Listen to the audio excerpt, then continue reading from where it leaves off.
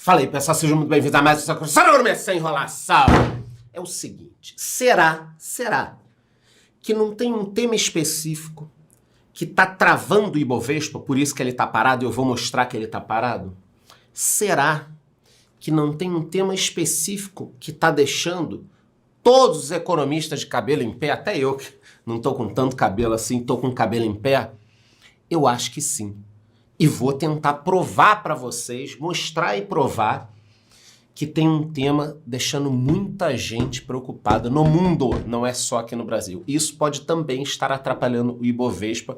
Vocês vão entender tudo isso. Talvez esse seja o vídeo mais importante que eu já fiz esse ano aqui pro canal. Quem não ficar até o final é louco, tá muito importante. Se você não quiser perder muito tempo, coloca na velocidade 5.0. Mas antes de eu falar sobre tudo isso, eu te peço duas coisas. Se inscreva aqui no YouTube, bata no sininho, não vale só se inscrever, e me diga nos comentários a seguinte questão. Você já utilizou Airbnb? Airbnb, você fica na casa dos outros, em apartamentos, aqui no Brasil, fora do mundo. Você já utilizou? Você é contra ou você é a favor desse tipo de serviço?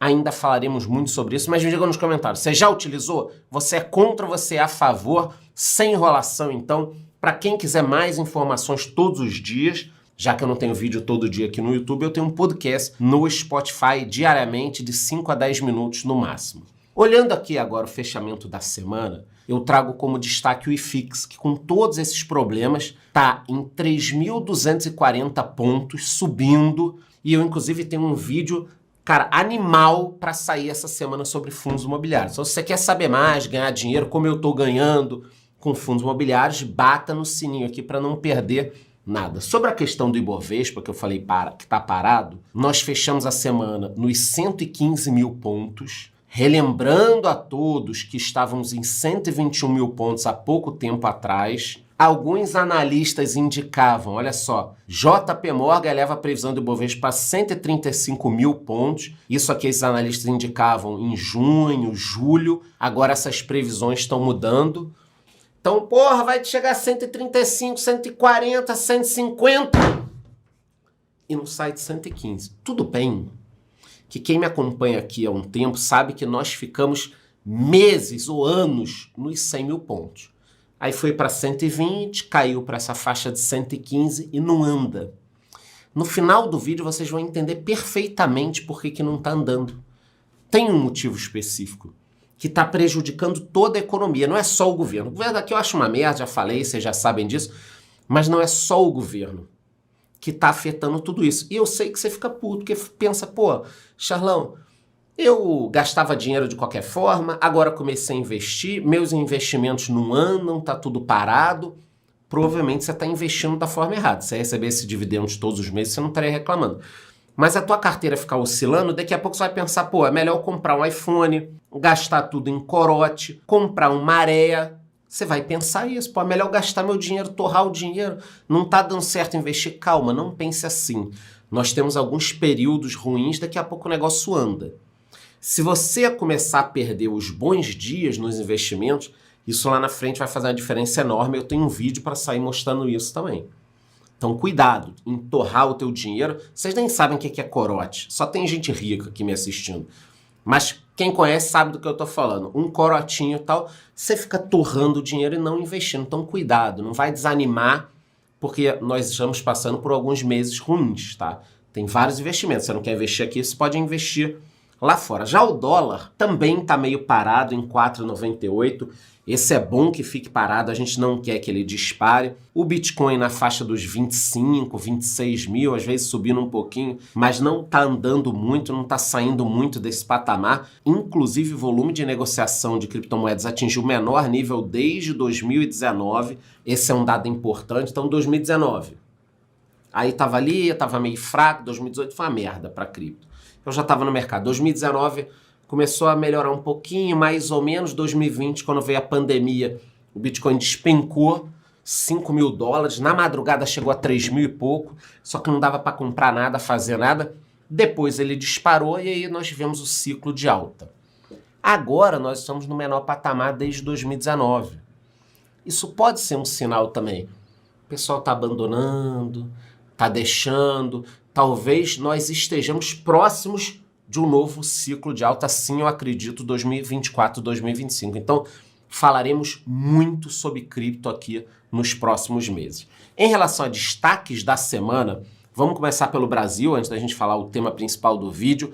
Com 152,7 milhões de transações em um único dia, Pix bate novo recorde. Eu coloquei essa imagem do táxi, até falei no meu podcast.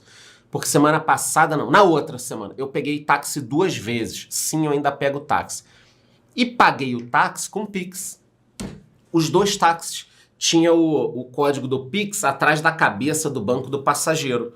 Eu fui lá, pá, filmei ali no bankzinho, paguei com Pix, pipocou na hora no telefone do cara ali. Pronto, utilizei o Pix. Então o Pix está crescendo demais. Isso pode ter problema? Talvez sim. Porque o DOC acabou, TED vai acabar, o governo quer matar o dinheiro físico e provavelmente em, sei lá, 5 anos nós só teremos Pix. Se eu tiver que te pagar uma coisa, eu vou pagar via Pix. Ah, mas qual o problema disso, Charlão? Eu acho do caralho. Ok, eu também acho. Só que o governo vai começar a ter conhecimento de tudo que a gente está fazendo. Ah, mas você tem coisa para esconder? Não sei. Agora não, mas e se um dia eu quiser? E se eu não tiver afim que você saiba que eu dei dinheiro para qualquer pessoa? E daí? Por que o governo tem que saber tudo que você está fazendo? Essa micro gerenciamento, informação, e aí pode utilizar contra você. Por que o governo tem que saber tudo? Hein? Eu sou contra. Cadê as liberdades individuais? Por que o governo tem que saber que você gasta R$25,02 em pãozinho todos os meses? Então eu acho muito complicado. Feliz, bacana, puta negócio, Pix é legal, tem que usar, eu utilizo, gosto, mas eu sou contra acabar com dinheiro de papel e nós precisamos de alguma forma urgente de que isso seja protegido, as informações. Entendeu? Tipo, ninguém tem que saber onde você está gastando seu dinheiro. Ninguém. Ninguém. Se você está assinando Netflix ou Apple, ninguém tem que saber isso. Então, bacana, uso, mas sou contra acabar com dinheiro de papel. Dinheiro de papel tem que existir. Acelerando aqui, Câmara aprovou a urgência de um projeto que criou o teto do juros rotativo. Também falei isso no meu podcast. É simples. O que acontece? Você gastou no teu cartão de crédito. Antigamente, você ia gastar, chegava a fatura, você olhava, 10%, pagava o mínimo, rolava. 10% pagava o mínimo, rolava. As pessoas se enrolavam muito. Então foi proibido esse tipo de operação. Se você não pagar um valor maior hoje em dia, isso vira uma dívida e você é obrigado a parcelar já. Acabou esse rotativo eterno. Só que a dívida desse parcelamento, quando você deixa de pagar e vira uma dívida, os juros dessa dívida ultrapassam os 400%. É foda. E o que a Câmara votou? Que a partir de agora o limite é de 100%. Ou seja, se eu estou devendo 10 mil, não paguei o cartão todo, virou uma dívida, o máximo que a operadora vai poder me cobrar, o banco, seja lá quem for, são os mesmos 10 mil. Então, se eu estou devendo 10 mil, o máximo é o valor de 100%. Vai sair de 400% para 100%. Ah, é muito. Não, tudo bem. Mas quando você vai falar com os bancos, eles dizem o seguinte, 49,5% desse tipo de serviço está inadimplente. Então a gente cobra muito porque as pessoas não estão pagando. Agora, será que se as pessoas tivessem um juro menor, elas pagariam? É difícil falar. O que pode acontecer?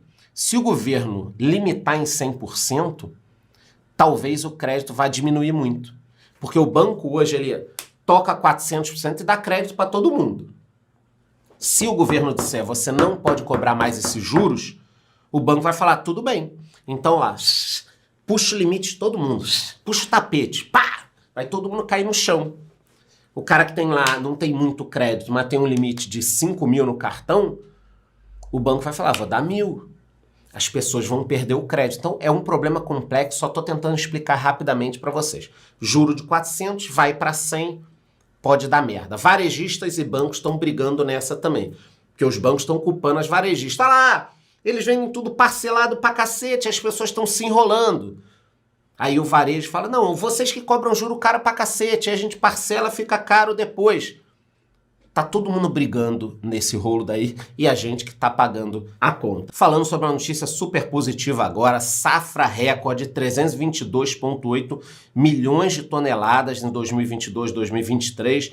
Destaques para soja, milho e trigo, já arroz e feijão nem tanto, mas é natural. Pô, eu tenho uma fazenda. Aí eu vejo lá que tá todo mundo exportando trigo, soja, milho, ganhando em dólar. Por que eu vou plantar feijão com arroz? Não vou plantar nem feijão, nem arroz. Vou plantar o quê? Milho, trigo e soja. Então é natural que esse tipo de produto tenha crescimento e tudo bem, tá tudo bem. A gente exporta, entra dinheiro, isso é muito bom para o país. Então, diante de todas as notícias negativas, eu estou trazendo uma aqui super positiva. A do Pix também é positiva, vocês entenderam meu ponto de vista. Mas essa do agro é muito positiva, inclusive a cesta básica já caiu de preço. Em maior parte das capitais do Brasil, a cesta básica caiu. O Brasil está brigando pelo etanol, esse é um ponto importante. O Brasil tem o etanol, Índia tem, Estados Unidos. Cara, etanol é um puta produto e talvez seja o combustível mais ecologicamente correto. Só que ele é pouco utilizado, é caro, é uma série de coisas. Mas o etanol é um puta produto. Também temos a notícia da taxação de 92% nas compras da AliExpress. Isso foi um baque essa semana, todo mundo reclamando. Na realidade não é só isso, o governo também está de olho na taxação das criptomoedas lá no exterior. Eu sempre tenho falado aqui com vocês, a questão taxação. É um governo que quer crescer via taxa, tributando. Eu nunca vi um país crescer assim, a gente vai falar mais sobre isso, mas vocês estão vendo, taxação da AliExpress, taxação de criptomoedas, e o governo também está de olho nos nossos fundos imobiliários. Tivemos mudança nas regras, fundos com poucos cotistas provavelmente nos próximos anos serão bem taxados, e eu acho que todos depois serão taxados. Por enquanto, a gente escapou aí, com mais de 500 cotistas, tudo bem. Mas o governo está de olho, acho difícil na próxima leva aí não morderem uns 5%, 10%. O governo sempre quer a parte dele sem risco nenhum. E para fechar a notícia sobre o Brasil, essa aqui não é muito boa. Alguns analistas aí já indicam que o Brasil possa entrar numa recessão. Então, provavelmente, nós teremos uma recessão no meio do caminho aí. É muito difícil falar se vai acontecer ou não, mas analistas estão indicando. Falando um pouco sobre mundo, começando pelos Estados Unidos, país mais importante do mundo, por lá foi reduzida a chance de recessão para 15%. Eu falo em todos os dias aqui, era 35%, foi para 25%, agora 15%. Uma recessão lá não seria boa para nenhuma economia mundial. A economia americana cai, todas as economias caem. Então, se nós não tivermos uma recessão lá, isso é muito bom para o Brasil. China e Estados Unidos, a gente nunca tem que torcer aqui para dar merda lá. Na verdade, a gente não deveria torcer para nenhum país dar merda. Mas muita gente, eu sou contra os Estados Unidos, sou contra a China. Cara, dá um negocinho lá, aqui a gente sofre muito mais. Tanto que a desaceleração da China já está aí colocando em risco a ultrapassagem dela em cima da economia americana. Todo mundo vem falando o quê? Nos últimos 10 anos. China vai passar os Estados Unidos, China vai passar, vai deixar para trás, vai destruir a economia. Ninguém nem faz a conta de que, um país tem lá 300 e poucos milhões, outro 1 bi e pouco. Mas tudo bem, mas todo mundo fala que a China vai passar, vai botar no bolso não sei o que. Não é o que as projeções estão começando a mostrar. Eu que cresci na década de 80, 90, o país que ultrapassaria os Estados Unidos era o Japão. Então tá aí, todo mundo fala que o Japão seria o topo do mundo, o país iria ultrapassar, e de repente veio uma crise imobiliária. Vocês estão vendo aqui, a década de 70 os imóveis começaram a subir. Aí ali no início dos anos 90, cara, eles desabaram, principalmente imóveis comerciais, mas atingiu todos os mercados. E isso aí detonou uma crise que até hoje é sentida no Japão. O Japão bombava. Relógio japonês, carro japonês, calculadora, TV. Anos 80 e 90, Japão era sinônimo de qualidade e tecnologia. Quem é mais velho aqui está lembrando do que eu estou falando. E, de repente, veio uma crise muito forte. Então, cuidado, vai passar, vai passar. Pode até passar, deveria, pela população. Mas não é simples assim. Tem a briga entre China e Estados Unidos, tanto que a Apple perdeu 200 bi de valor, porque a China está proibindo algumas questões de aparelhos e tal. Então o governo chinês está proibindo funcionários e tal. Isso também é um pouco de pressão. Por quê? Porque de 2019 para cá, a Apple começou a reduzir a produção de aparelhos na China. Está produzindo em outros locais, como Índia, por exemplo. Então o governo chinês também pressionar vai tirar a produção daqui, tudo bem. Aí, ó, funcionário público aqui não usa mais. Pô, funcionário público na China deve ser a população brasileira lá, de funcionário público. Tô brincando, não é isso não. Tô exagerando, tá? Senão já vão pegar esse trecho aqui e colocar em algum lugar. Mas é isso.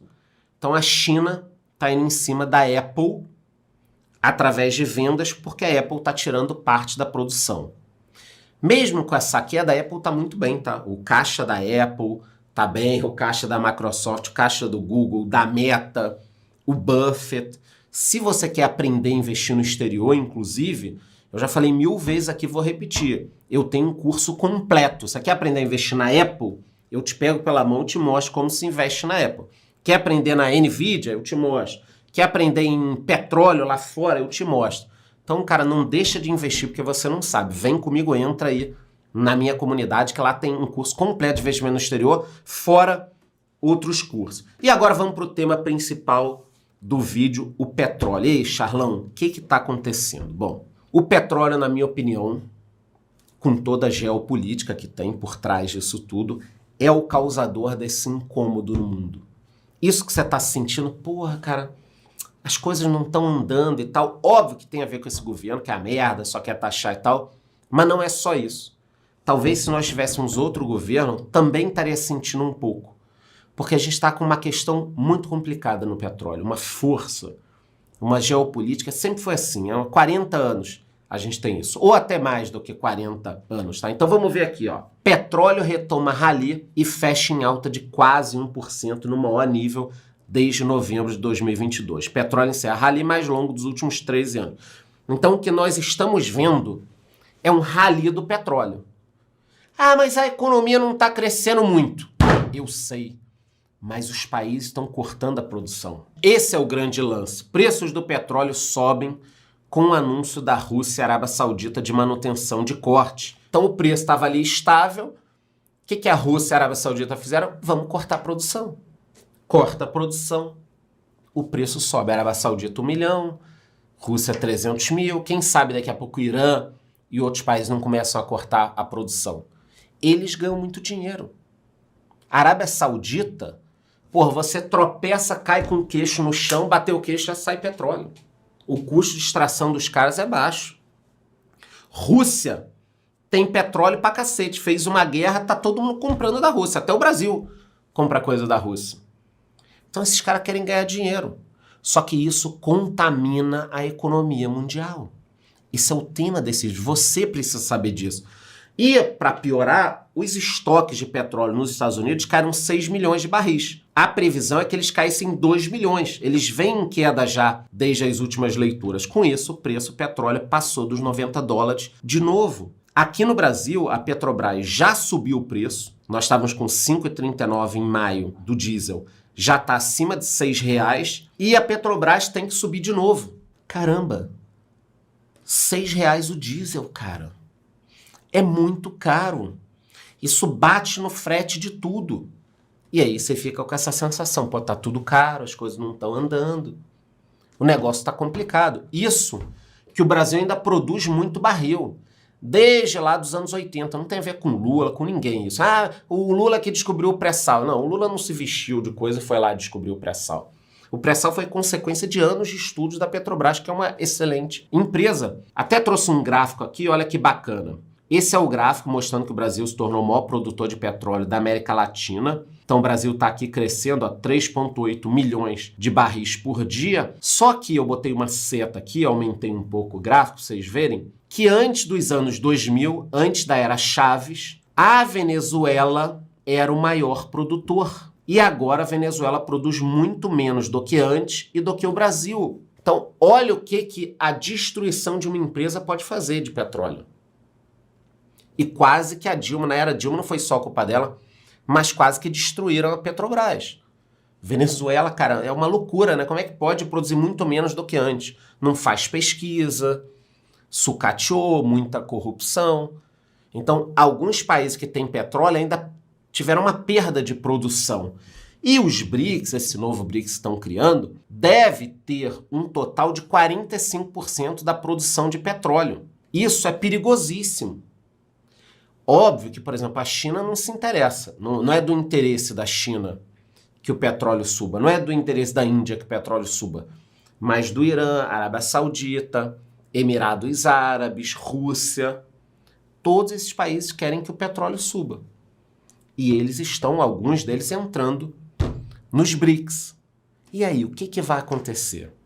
E se o petróleo for a $150?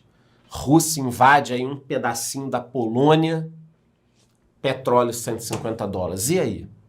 O Irã invade alguém, tudo combinado, obviamente, né, com outros pares. A gente não pode descartar isso, eu não quero deixar ninguém com medo, mas só para vocês entenderem. E isso está impactando na Selic. É o tema principal aqui do vídeo que eu preciso explicar. Com essa possível alta do petróleo, o mercado está precificando um espaço menor para corte da Selic. Cara, o que tem a ver a Selic com o petróleo, Charles? Simples, você vai entender.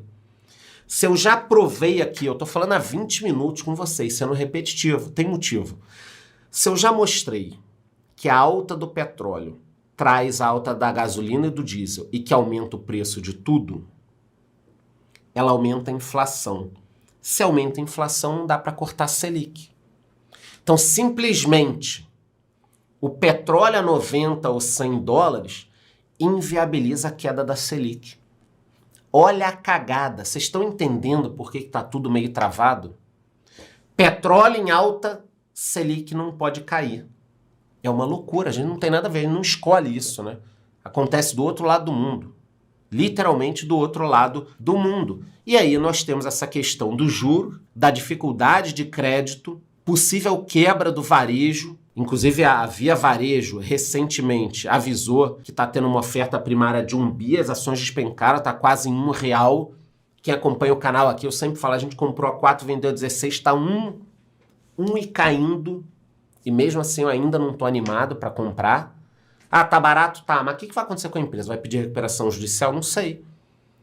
E as outras empresas? Se a Selic continuar alta assim e os custos subirem, acabou, meu irmão. Todas as empresas que eu estou aí mostrando, Renner, Magalu, Via, Americanas, que já está com o pé na cova, C&A, vai todo mundo sofrer muito. Então, de um lado você tem burocracia, governo socando imposto, os custos subindo, e do outro lado, para essas empresas nacionais, tem essa concorrência aqui. Mercado Livre, Amazon, Shopee, AliExpress, Shein. Cara, é desesperador. E aí, agora vocês entendem porque eu tô falando, que a economia tá parada, tá todo mundo com medo, a Selic vai continuar alta, a coisa fica tensa. O governo poderia estar ajudando um pouco mais. Só que hoje o governo está desesperado para arrecadar. Então, qualquer medida, está acontecendo qualquer problema, qual a solução do governo? Arrecada. Arrecada. Ah, tá vindo alienígena. Taxa alienígena. Ah, não sei o que. Taxa. Ah, taxa. Agora começaram a chegar aqui os carros chineses elétricos, baratos. Qual a solução do governo? Vocês têm uma chance aqui, concorrendo ao brinde. Qual a chance? O que o governo quer fazer? A Anfávia defende taxar carro elétrico importado por competitividade. Então, a própria associação de carros vai acabar convencendo o governo de taxar carro. Por quê? Ah, para proteger a indústria nacional. Não é o caminho. Com isso aqui, o que você vai fazer? Vai parar de vir carro e a gente vai produzir carro caro e o pobre não pode ter o carro. Ah, Charlão, qual a solução então? Reduz burocracia, reduz imposto, reduz custo do Estado, reduz juros. Aí os carros aqui vão ficar baratos. Mas não, a solução é sempre taxar, taxa AliExpress, taxa Shein, taxa veículo chinês, taxa tal coisa. Aí a pessoa que não compra. Porque o que tem aqui é muito caro. Por que é muito caro? Porque tem muito imposto. Porque o custo trabalhista é alto, porque a energia é cara pra caralho, porque é um papo de maluco isso aqui. Mas o tema principal do vídeo eu já falei. O que a gente tem que ficar de olho agora? Vocês já entenderam? Uma aula de economia isso daqui, né? Uma aula de economia. Preço do petróleo tá num nível muito elevado e isso impacta em todas as áreas da nossa economia, na inflação. Isso não tá deixando a Selic ser jogada lá para baixo, impacta em tudo isso. Para fechar, é isso daqui. Enquanto o governo estiver tirando o dinheiro do Brasil e levando tudo para Brasília, eu acho que a situação vai ficar muito difícil. Último recado, todos os domingos eu tenho uma live, a live do Charlão às 8h18 no meu outro canal Calma Porra, então não percam. E obviamente, antes de ir embora, eu te peço duas coisas. Se inscreva aqui no YouTube batendo no sininho, é muito importante, tem um vídeo bacana sobre fundos imobiliários essa semana. E me diga aí nos comentários a seguinte questão. Você já utilizou o Airbnb? Você é contra ou a favor desse tipo de serviço? Aí, se gostou, curte o vídeo, curte o canal, bate no sininho e até a próxima.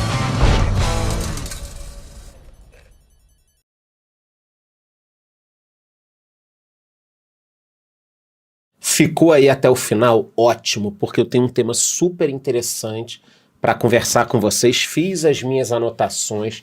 Para isso, eu tô aqui nos estúdios do canal Calma Porra, que é meu outro canal do YouTube. Eu gravo aqui os vídeos do Calma Porra e também as minhas resenhas da comunidade. O tema é o Airbnb. Vocês viram que eu perguntei no vídeo sobre Airbnb, mas não falei nada de Airbnb? Então nós falaremos agora. Tem minhas anotações e tal, e eu quero a opinião de vocês. O que está acontecendo? Foi aprovada uma nova lei em Nova York. Nova York está fechando o cerco ao Airbnb, quase que proibindo. Outras cidades já fizeram a mesma coisa.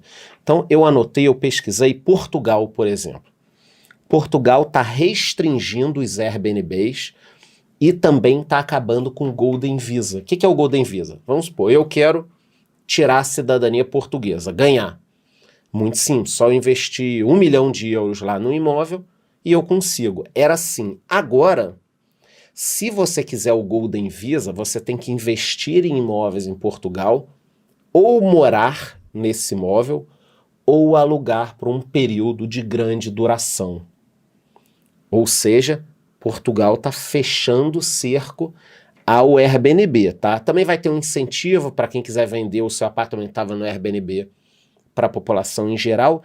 E em Nova York foi aprovada uma lei agora no dia 5 de setembro que quem quiser disponibilizar o seu imóvel no Airbnb vai ter que seguir algumas regras. Primeira regra, conseguir uma autorização da cidade.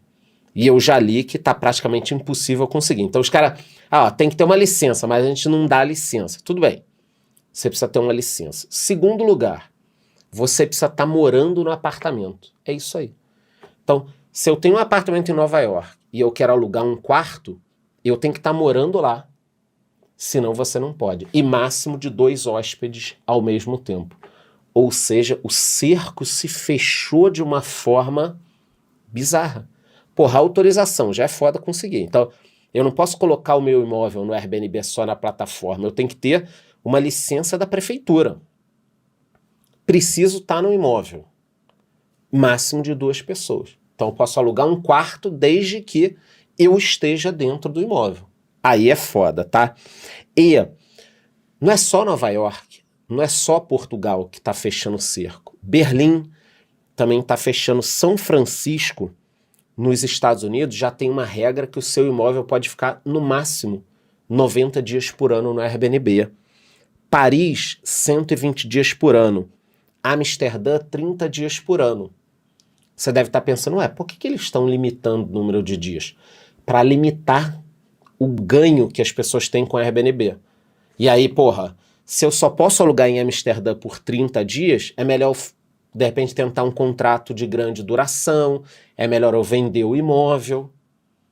O que vocês têm que entender, e agora eu vou falar ponto positivo, negativo, o que é que os governos estão querendo, é que o preço dos imóveis subiu demais nas cidades e as prefeituras, os governos, estão achando que boa parte dessa alta é culpa do Airbnb. Então fiz aqui, ó, umas anotações de um ponto negativo dessas medidas, um ponto positivo.